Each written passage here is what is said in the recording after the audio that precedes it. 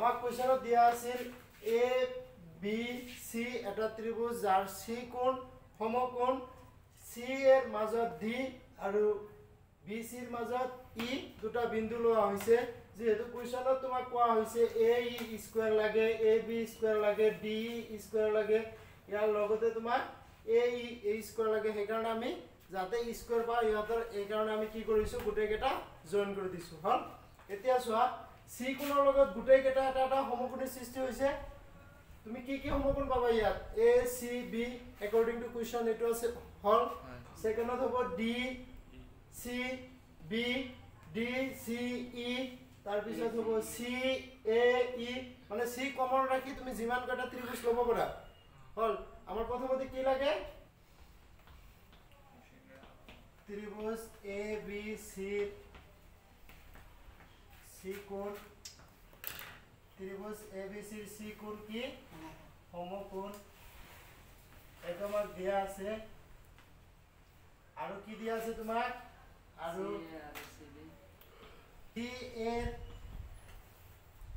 সি এৰ ডি আৰু সি বি সি এ আৰু সি বি এ ডি আৰু ই বিন্দুত ক্ৰমে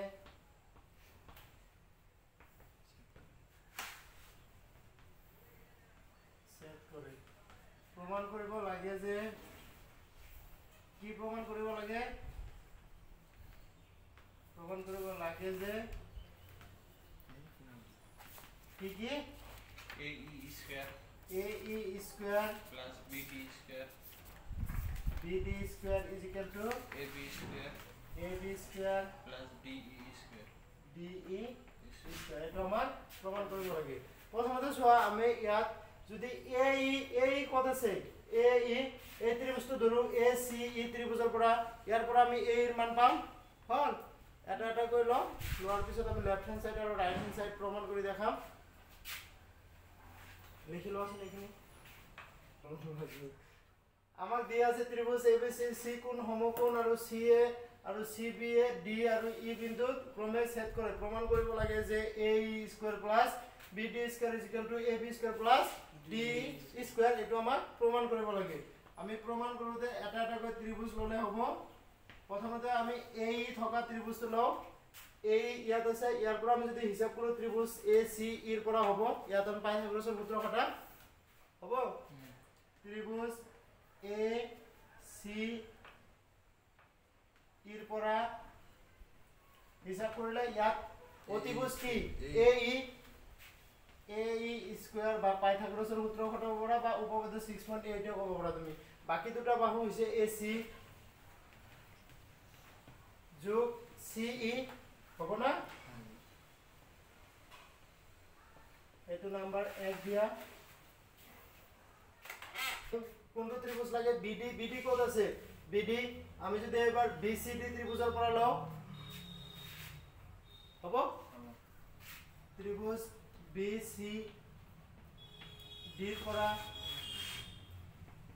বিসিডিৰ পৰা কি হ'ব কৰ্ণ কি বিডি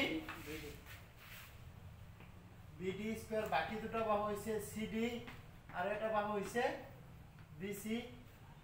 হবে না এটা নাম্বার দিয়ে দিয়া 2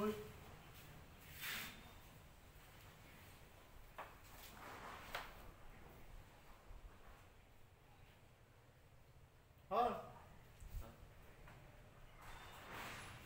এখানে মুছাই দিও এর পিছত আমাক এবি লাগে এবি কত আছে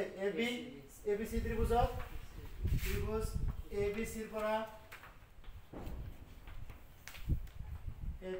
কি হ'ব এসি স্কয়ার সরি এসি নহয় AB square is equal to AC square যোগ কি হ'ব বিসি স্কয়ার এটা নাম্বার দিয়া 3 হ'ব না এটো হয় তাৰ পিছত আমাৰ ডিএ লাগে ডিএ কত আছে ডিএ ডিসি ত্ৰিভুজ আছে ত্ৰিভুজ ডিসি ইৰ পৰা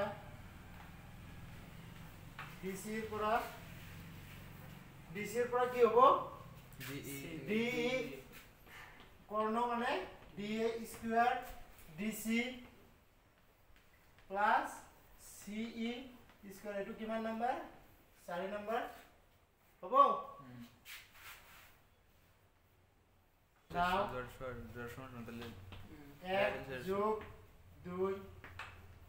1 নম্বর আর 2 নম্বর যোগ করিম আমি 1 নম্বরত কি আছিল AE plus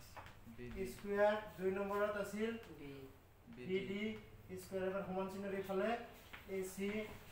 square C square CD square আর কি হবে তোমার BC স্কয়ার হবে না তারপর যদি আমি হিসাব করব কি কি পাবো আমি লিখব পারবো 3 এর পড়া AB square yes or no হল আমি মিলাই লিখিব পারবো এটো সমান চিহ্ন রেখালে তো এনে মিলি আছে আমি এতিয়া লিখিম 1 আর 2 যোগ কৰিছো দেই AE square plus BD square আমি যদি AC square R BC square একেলগে লিখো তেতিয়া হলে লিখিব পাৰিম AB স্কয়ার কারণ AC square plus BC square মানে AB স্কয়ার হ'ব এই দুটা আমি একেলগে লিখো AC square plus BC square যোগ আৰু C স্কয়াৰ আৰু CD স্কয়াৰ যদি একেলগে লিখো C আৰু CD আৰু DC একে কথা এটো মিলে আমি লিখিব পাৰো D স্কয়াৰ হ'ব না आंसर হৈছে আমি ইয়াত লিখিব পাৰো CD স্কয়ার CE স্কয়ার এই মানে এই দুটা একেলগে লিখিছো এইটো হ'ব AE স্কয়ার BD স্কয়ার ইয়াত ঠাইত লিখিব পাৰো আমি কি AB স্কয়াৰ 3 ৰ পৰা আৰু ইয়াত ঠাইত CD আৰু CA স্কয়াৰ ঠাইত লিখিব পাৰো DE স্কয়াৰ আমাক এইটো মিলাব দিছিল মিলিছে না